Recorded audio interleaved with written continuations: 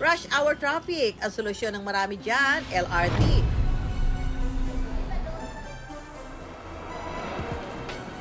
Pero anong klaseng biyahero ba kayo sa LRT? Pagsakay, kung di mag-gadget, matutulog.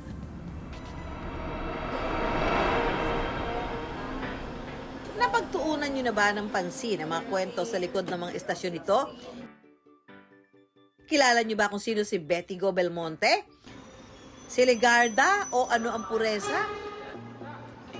Dekada 70 pa lang daw sakit na ng ulo ang traffic sa Maynila. Kaya isa sa naging solusyon ng Administrasyong Ferdinand Marcos Sr. magtayo ng isang rapid transit system. Ang light rail transit o mas kilala ngayong LRT. By the 1970s, pamdam na yung traffic na bubuo sa Manila. Kaya 1917 doon pinag-abaran ng gobyerno sa tuon ng Japan paglagay ng mga miles na threat. Sinimula ng pagtatayo ng LRT noong Oktubre 1981 at Disyembre 1984. Binuksan na sa publiko ang kauna-unahang LRT, hindi lamang sa Pilipinas kundi sa buong Timog Silangang Asya. Gamit ang mahigit 60 light rail vehicle o bagon na nagmula sa Belgium. Mahigit 4 na dekada ng sineserbisyohan ng LRT, ang mahigit 460,000 pasahero nito.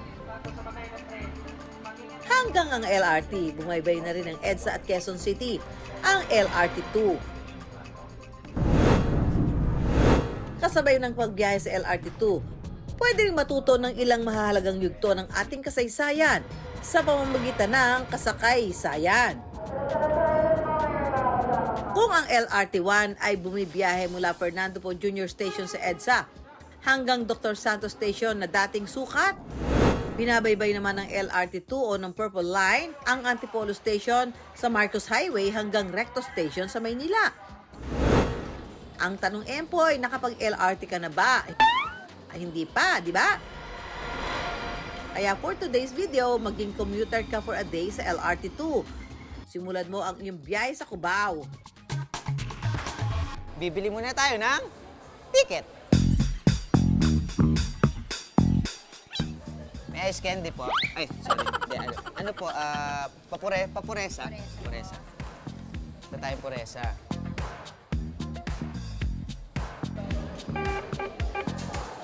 Ayun.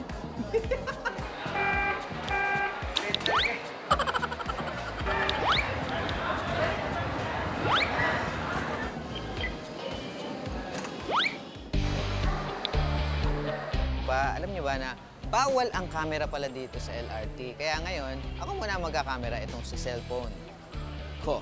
Alright. Kita kids, Puresa, Fifo. Makakasakay na ako sa wakas ng LRT! Dito na ako ngayon sa loob ng LRT. Bago tuluyang iwan ni Empoy ang Cubao, alam niyo ba mga ka-wonder na nagmula raw ang pangalang Cubao sa salitang Kuba? Ayon sa mga kwentong bayan noon, may Kuba raw na nakatira dito na naging gabay ng mga tao. Meron daw mga sighting o nakakakita yung mga iilang nakatira doon ng Kuba.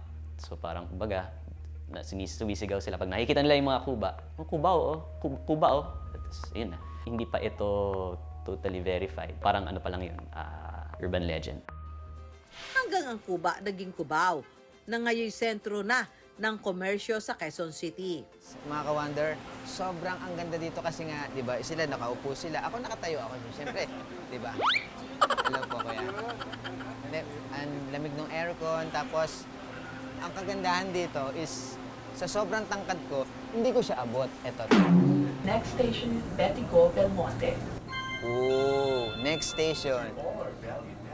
Ano daw? Betigo, Belmonte.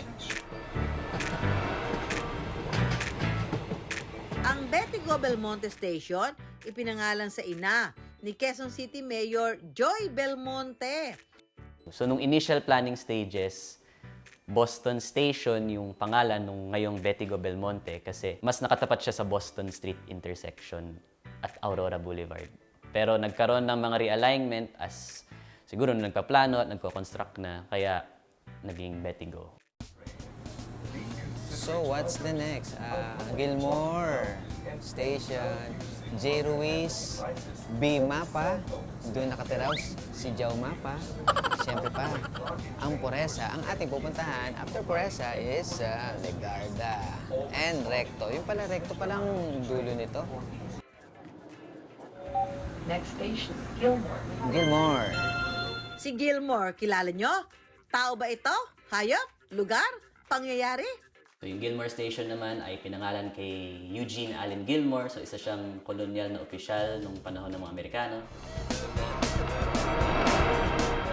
O, paalala Empoy, kapag nakatayo sa loob ng tren, dapat humawak sa grills o nakatalagang hawakan at huwag kang mag-pole dancing Empoy, dapat laging ligtas ang pagbiyahe.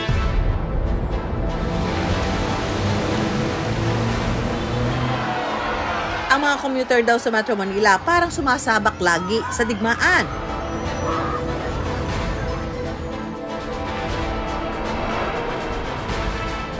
Gigising ng maaga, postura, pero pagdating sa sakayan, makikipagbalyahan sa gitna ng siksikan.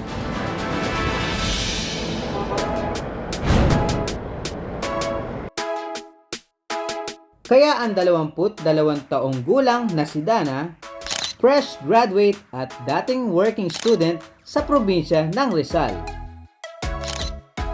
Isa na ring certified mandirigma sa LRT. Bata pa lang, hilig na daw ni Dana ang pumustura at rumampa. Lalo ngayon ang trabaho niya, nakalinya sa pagpapaganda.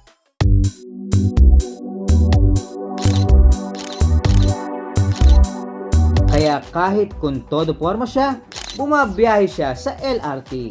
Yung LRT po talagang naging way na sa akin para mas mapabilis po yung pagpunta ko po doon sa mismong location po.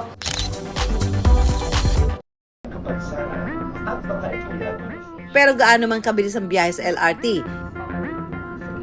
Ang struggle lang po talaga sa akin doon ay siksikan. Dahil lahat po talaga nagtutulakan para makapasok at makarating sa mga pupuntahan nila. For today's rest day, gagala raw si Dana sa isang kapihan sa Recto na sikat sa mga Gen Z. Kaya face card all the way raw siya. Mula ulo hanggang paa, pak na pak.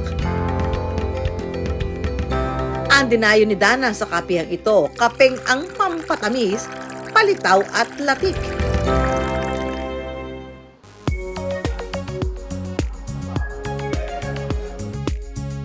Pero ito ang totoong hamon sa iyo, Dana. Dahil nasa Recto ka na lang din naman, hala sige, suungin mo ang Recto papunta sa Cubao, sakay ng LRT2.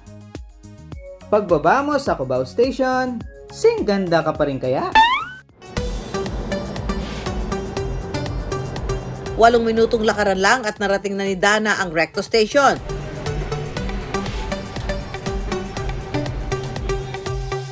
Ipinangalan sa dating senador na si Claro M. Recto. Isa raw ang Recto Station sa may pinakamaraming pasahero kada araw na umaabot ng mahigit sa 159,000 na pasahero. Connecting line kasi ito para sa mga lilipat pa Doroteo Jose Station ng LRT1. Ang haba ng pila, sobrang daming tao dito. Ayan. Feeling ko dito pa lang matatalo na ako sa challenge. Joke lang. Makikipag-safety na tayo, let's go!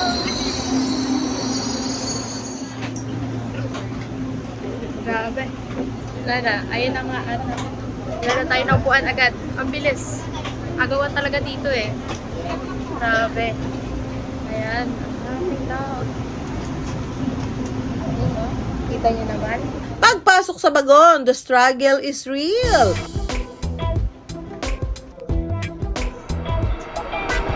Unang nadaanan ni Ana ang Legarda.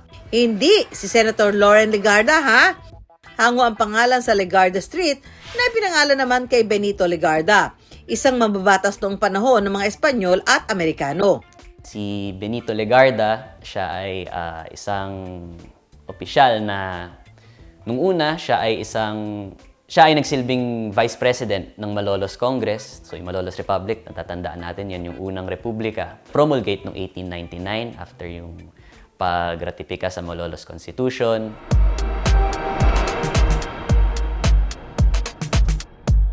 Matapos ang halos 12 minutong pagtayo. Kaya pa ba, Dana? Ayan mga ka-water, parang nakukulang sa tayo. Pero dalawang station na lang ay malapit na tayo sa Araneta Center.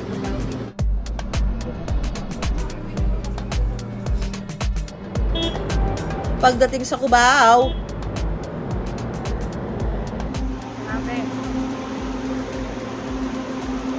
Di talaga biro yung pagsakay sa LRT mga ka-water. Dahil talagang siksikan, pero kahit ganun po ay komportable naman dahil malamig. Stress man sa biyahe, pero face card never declines. fresh pa rin si Dana.